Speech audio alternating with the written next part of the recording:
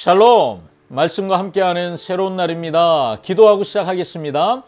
사랑하는 주님, 새날에 말씀 앞에 나아가 말씀을 먹고 그 말씀으로 힘을 얻는 우리 하루가 되게 해주셔서 감사합니다. 오늘도 말씀을 통해 일하실 주님을 기대합니다. 예수님의 이름으로 기도합니다. 아멘.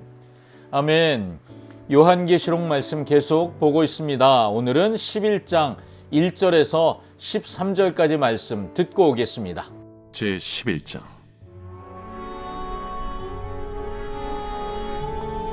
또 내게 지팡이 같은 갈대를 주며 말하기를, 일어나서 하나님의 성전과 제단과 그 안에서 경배하는 자들을 측량하되 성전 바깥 마당은 측량하지 말고 그냥 두라. 이것은 이방인에게 주었은즉 그들이 거룩한 성을 42달 동안 짓밟으리라.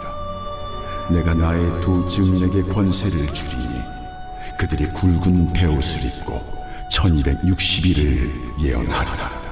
그들은 이 땅에 주 앞에 서 있는 두 감람나무와 두 촛대니 만일 누구든지 그들을 해하고자 하면 그들의 입에서 불이 나와서 그들의 원수를 삼켜버릴 것이요, 누구든지 그들을 해하고자 하면 반드시 그와 같이 죽임을 당하리라.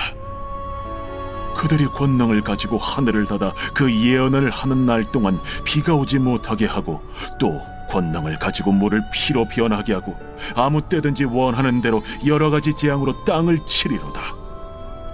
그들이 그 증언을 마칠 때에 무적행으로부터 올라오는 짐승이 그들과 더불어 전쟁을 일으켜 그들을 이기고 그들을 죽일 터인즉 그들의 시체가 큰 성 길에 있으리니 그 성은 영적으로 하면 소돔이라고도 하고 애굽이라고도 하니 곧 그들의 주께서 십자가에 못 박히신 곳이라. 백성들과 족속과 방언과 나라 중에서 사람들이 그 시체를 사흘 반 동안을 보며 무덤에 장사하지 못하게 하리로다. 이 두 선지자가 땅에 사는 자들을 괴롭게 한 고로 땅에 사는 자들이 그들의 죽음을 즐거워하고 기뻐하여 서로 예물을 보내리라 하더라. 3일 반 후에 하나님께로부터 생기가 그들 속에 들어가매 그들이 발로 일어서니 구경하는 자들이 크게 두려워하더라. 하늘로부터 큰 음성이 있어 이리로 올라오라. 함을 그들이 듣고 구름을 타고 하늘로 올라가니 그들의 원수들도 구경하더라. 그때에 큰 지진이 나서 성 10분의 1이 무너지고 지진에 죽은 사람이 7천이라. 그 남은 자들이 두려워하여 영광을 하늘의 하나님께 돌리더라. 아멘. 10장, 어제 우리가 봤던 10장에서는 요한 자신의 이야기, 그래서 힘센 천사로부터 작은 두루마리를 받아 먹은 장면, 다시 소명을 받는, 다시 예언해라 하는 그 말씀 우리가 함께 묵상했었다면, 11장으로 와서 1절부터 13절은 그 천사가 요한에게 하는 말이 길게 이어집니다. 14절에 가면 비로소 두 번째 이정표가 나타나요. 여러분, 이정표라는 게 지금 잘 가고 있구나 이걸 보는 거잖아요. 그것처럼 요한계시록에도 이정표가 있는데 두 번째 이정표가 11장 14절이에요. 둘째 화는 지나갔으나 보라, 셋째 화가 속히 이르로다. 지금부터 세 번째 화가 시작된다. 요한계시록 11장은 여섯 번째 나팔 재앙으로 3분의 1이나 되는 땅에 있는 사람들, 사탄에게 속한 사람들이 하나님의 심판을 받고 죽어요. 그래도 회개하지 않는 세상에 대해서 이제 11장이 말하는 건 교회의 선지자적 역할을 강조하는 내용이라고 할 수 있습니다. 3절부터 6절까지 두 증인의 이야기가 나와요. 3절을 보면 나는 내 두 증인에게 예언하는 능력을 줄 것이라고 하시죠. 그들은 1260일 동안 상복을 입고 예언할 것이다 이렇게 말씀해요. 1절부터 13절에 나오는 이 두 증인은 이 땅의 주인 앞에 서 있는 두 감람나무, 두 촛대를 말하는데 이것은 구약 성경에 스가랴 4장에 있는 말씀 순금 등잔대와 그리고 감람나무 이미지를 가지고 와서 설명하고 있는 거예요. 요한계시록에 나오는 이미지는 대부분 구약의 예언서, 에스겔, 스가랴, 다니엘 이런 데서 가지고 옵니다. 그 이미지를 유대인들이, 이 말씀을 읽고 있는 유대인들이 이미 너무 잘 알고 있기 때문에 요한이 그걸 가져와 설명하면 이해가 빠른 거죠. 여기서 두 감람나무와 두 촛대는 기름 부음 받은 사람들을 의미하기 때문에 왕과 제사장 역할을 감당해야 하는 사도 요한을 포함한 교회와 성도들을 말하는 것이다. 두 증인은 교회, 성도들을 말한다. 이렇게 말할 수 있어요. 여러분, 증인이란 뭐죠? 법정에서 증언하는 사람들을 증인이라고 말하죠. 법정과 증인이 필요한 이유가 뭐죠? 어떤 사실에 이게 진짜야 거짓이야 이것을 놓고 재판을 하기 위해서 필요한 거잖아요. 그 재판을 하기 위해 필요한 질문이 있는데 그 질문이 뭐냐면 누가 주님인가 라고 하는 질문이에요. 지금 도미티아누스 황제는 누가 주인이라고 그래요? 자기. 그래서 도미티아누스 황제를 부를 때 어떻게 부르라고요?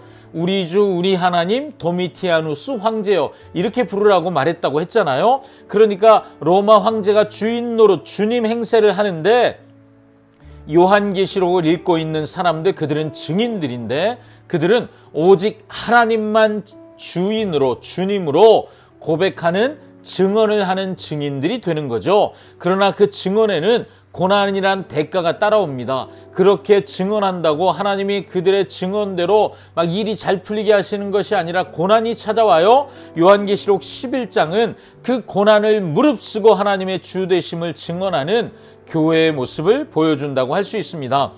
예수 그리스도를 뒤따라가는 제자의 삶이 증인의 삶이죠. 하지만 이 증인의 삶은 고난이 없는 삶이 아니라 때때로 죽음도 감당해야 할 그런 삶입니다. 고난을 감수하고 죽음을 불사하는 그런 삶이 제자의 삶인 것이지만 그 길은 하나님의 보호 가운데 있는 삶인 거예요. 하나님의 눈으로 주목하시고 지켜보시는 삶이고, 주를 따르는 제자의 삶은 하나님이 보호하시는 삶이 되는 거죠.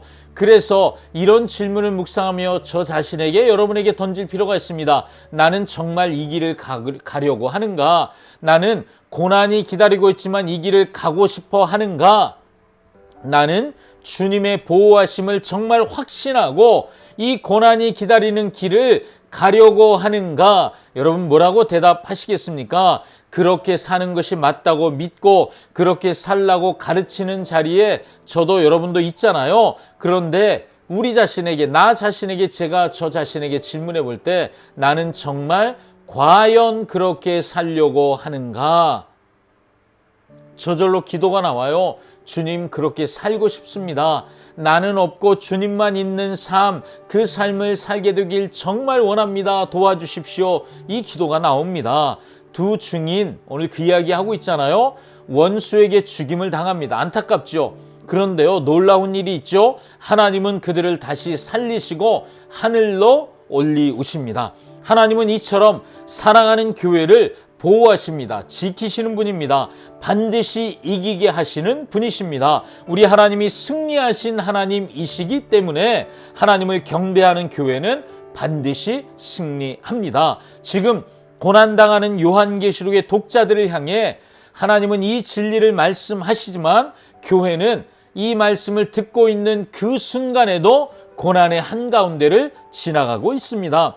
죽음 앞에 선 교회, 죽음이라는 위협 앞에 서 있는 두려움에 떠는 교회는 여기서 끝날 것 같아요. 그런데 주님은 요한계시록을 통해서 교회가 세상을 이기는 방법이 있다고 가르치고 계시는 거예요. 하나님은 죽음으로 이기는 하나님 나라의 진리를 오늘 우리에게 가르치고 계십니다. 고난 중에 그것을 배워가는, 사랑하는 교회를 향해 하나님은 버텨라, 견뎌라, 너희가 곧 이기는 날이 올 것이다 라고 절규하듯 말씀하고 계십니다. 자, 여러분, 우리가 묵상을 마무리하며 주목할 고백이 있어요. 우리가 가는 길을 주님이 보고 계십니다. 그리고 이 길에서 하나님 나라의 삶의 방식으로 어떻게 살아야 할지 우리를 말씀으로 가르치고 계십니다. 고난이 내게 유익하다, 사도 바울이 그렇게 고백했잖아요. 그 바울의 고백은 그래서 오늘날도 유효합니다. 하나님은 하나님의 손에 우리를 붙드셔서 그래서 우리를 걸어가게 하시고 그 과정에 우리를 가르치시고 고난 중에도 우리를 붙잡아 주시고 가르치시며 하나님의 선한 손으로 붙잡고 계십니다.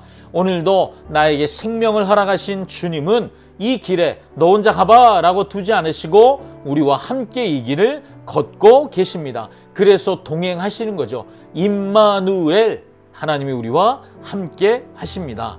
내가 이 길을 기쁨으로 걸을 수 있는 근거는 주님이 먼저 가신 길이기 때문이고 반드시 승리하는 길이기 때문에 주님 우리에게 이 길을 가라 하십니다. 주님을 신뢰하는 사람만 걸어갈 수 있는 길, 그 길을 걸을 수 있다는 것, 이것이 우리에겐 특권이고 감사할 일이죠. 오늘도 주님과 함께 감사하며 이 길을 걷게 되시기를 축복합니다. 아멘. 기도하겠습니다. 하나님, 오늘도 우리를 주님이 먼저 걸으신 그 길, 그렇지만 고난의 길을 걸어오라고 해주셔서 감사합니다. 반드시 이기는 교회, 우리가 그 교회이며 우리가 반드시 이기는 그 길을 걸어가고 있음을 오늘도 말씀을 통해 가르쳐 주셔서 감사합니다. 포기하지 않고 믿음으로 걷는 이 길을 걷는 우리 모두 되게 하여 주시옵소서. 예수님의 이름으로 기도합니다. 아멘. 아멘. 오늘도 말씀과 함께 행복한 날 되십시오. 샬롬.